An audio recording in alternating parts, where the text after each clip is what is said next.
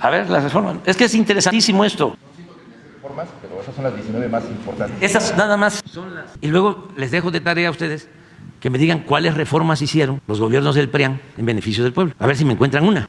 Miren, en mayo del 89, al inicio del gobierno de Carlos Salinas, el PRI y el PAN avalaron el Plan Nacional de Desarrollo 1989-1994, que permitió la venta de importantes empresas públicas al sector privado. El 27 de junio de 1990, el PRI y el PAN reformaron el artículo 28 constitucional para entregar bancos que eran propiedad de la nación, eliminando el párrafo que reservaba al Estado la prestación del servicio público de banca y crédito. Esto para los jóvenes, porque el que nació en el 90 tiene ahora, ¿cuántos años?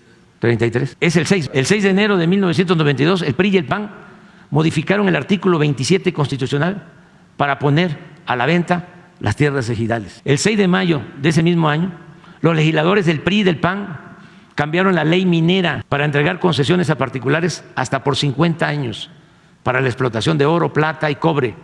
Eliminaron los límites de la superficie que podría ser concesionada.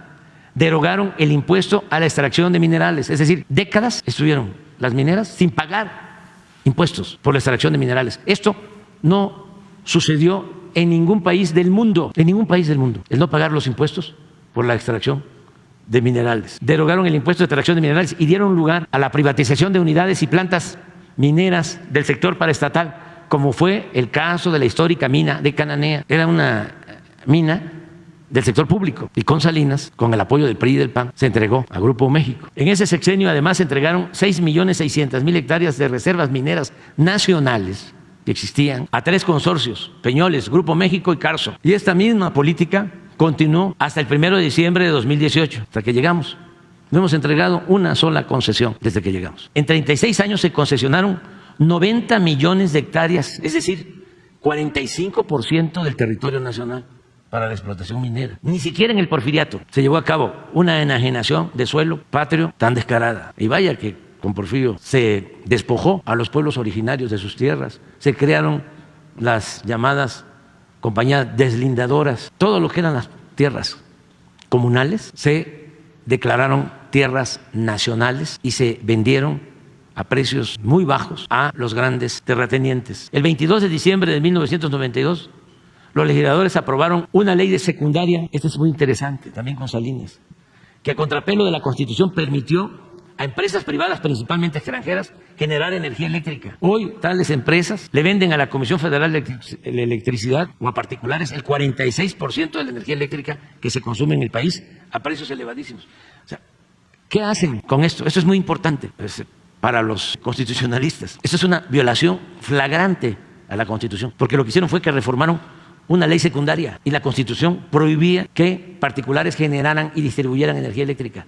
Y mediante esta ley secundaria, en contra de lo establecido por la Constitución, empezaron a privatizar todo el sector eléctrico. ¿Saben quién estaba de asesor de Salinas? Claudio X González, papá, y se quedó con una empresa de generación de energía eléctrica. Adelante. El 5 de marzo de 1993, el PRI y el PAN aprobaron la reforma al artículo 3º constitucional para limitar la gratuidad de la educación pública solo a nivel de primaria y secundaria. Antes de esta reforma, la educación pública era gratuita en todos los niveles de escolaridad.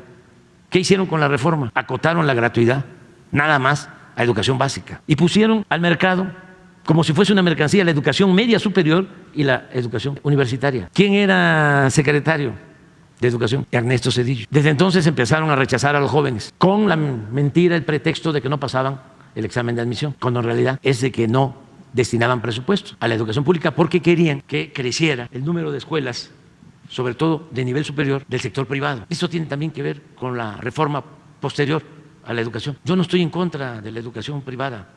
El que tiene para pagar una escuela privada lo puede hacer, está en su derecho, pero el Estado está obligado a garantizar la educación pública, gratuita, de calidad, en todos los niveles de escolaridad. La educación como la salud no son privilegios, son derechos del pueblo. ¿Qué pasó con esta política? Pues aumentó la matrícula de las escuelas privadas. Al principio, cuando empezaron a proliferar las universidades privadas, creció la matrícula.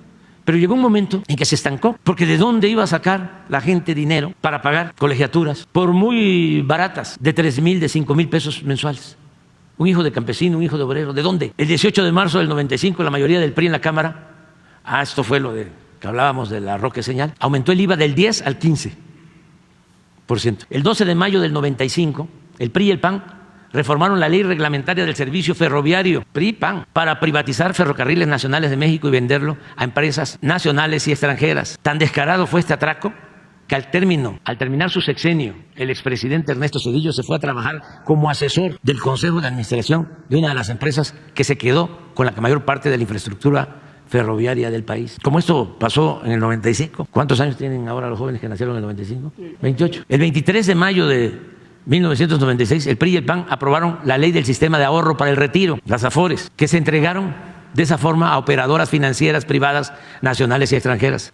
Los AFORES, la administración de estas pensiones se da a partir de entonces sin transparencia, con altos costos por la operación y baja rentabilidad para derechohabientes. ¿Esto qué significa? Ya va a empezar a ponerse muy grave, de que por esto los trabajadores van a recibir al pensionarse, ahora porque hicimos una modificación, pero de todas maneras van a recibir como 60-70% de lo que ganaban. El 12 de diciembre, eso no se me va a olvidar, del 98, diputados del PRI y del PAN aprobaron el FOBAPROA, que convirtió las deudas privadas de unos cuantos empresarios y banqueros en deuda pública. En la actualidad, al 31 de diciembre del 18, esta deuda rebasó el 1.200.000.000.000 de pesos y de 1995 a la fecha se han destinado solo para pagar intereses más de 800.000 millones de pesos del presupuesto nacional, cuando esos recursos públicos debieron utilizarse para impulsar actividades productivas, crear empleos y promover el bienestar del pueblo. Todo esto es en contubernio, PRI-PAN.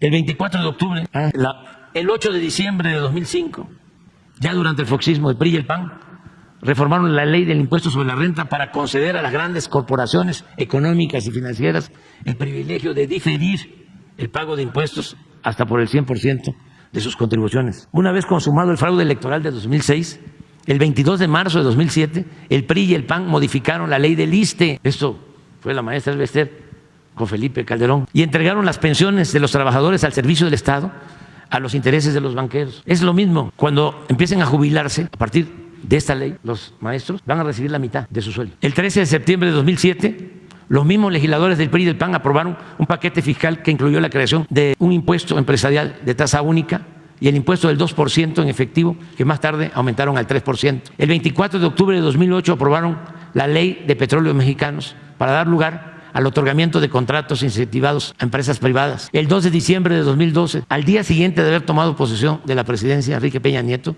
firmó con los partidos PAN, PRI y PRD el llamado Pacto por México, con el cual acordaron profundizar en las privatizaciones del sector energético, la educación, la seguridad social y las comunicaciones, así como reformar leyes fiscales, laborales y hacendarias, todo en beneficio de la clase dominante del país y de los intereses extranjeros. Poco antes, el 30 de noviembre de 2012, diputados y senadores del PRI y del PAN aprobaron la reforma laboral que eliminó derechos históricos a los trabajadores al permitir la subcontratación, eso ya lo resolvimos, el outsourcing famoso, el pago por horas y sin prestaciones sociales. El 13 de diciembre de 2012, la Cámara de Diputados aprobó la mal llamada reforma educativa, que tenía como consigna someter al magisterio y avanzar en la privatización de la enseñanza. El 18 de diciembre de 2012, el Senado aprobó las reformas constitucionales en materia de telecomunicación, modificaron artículos para garantizar el derecho de las empresas, pero no de los ciudadanos, y permitir la censura previa y violando el derecho a la privacidad. Además, los legisladores dejaron fuera a las radios comunitarias indígenas y a los derechos de las audiencias. La Ley Federal de Telecomunicaciones creó el Instituto Federal de Telecomunicaciones para evitar el monopolio, para evitar que en las telecomunicaciones no hubiesen monopolios. ¿Sí? Para eso fue. Le llaman agentes preponderantes. Si me permite otra pregunta, presidente. A ver, deja que yo termine. Ya estamos terminando. ¿A dónde vamos? En octubre del 17, el Senado aprobó nuevos cambios a la Ley de Telecomunicaciones. El 17 de octubre del 13, la Cámara de Diputados aprobó la reforma hacendaria, que significó cobrar más impuestos a la mayoría de los contribuyentes, manteniendo los privilegios, súbele, hasta ahí, fiscales para las grandes empresas y los bancos. No conformes con el avance de las privatizaciones del petróleo mexicano y la Comisión Federal de Electricidad, el 11 de diciembre de 2013, los senadores del viejo régimen aprobaron la reforma energética para entregar el 20% del potencial petrolero del país a empresas particulares, nacionales y extranjeras. En fin, esto no. Díganme si este contubernio no operó al servicio de los potentados. Todas esas reformas a la Constitución fueron para beneficiar al pueblo. Nada. Tomaron por asalto al gobierno, secuestraron a todos los poderes, crearon una república simulada. Y parte de esto es lo del Poder Judicial.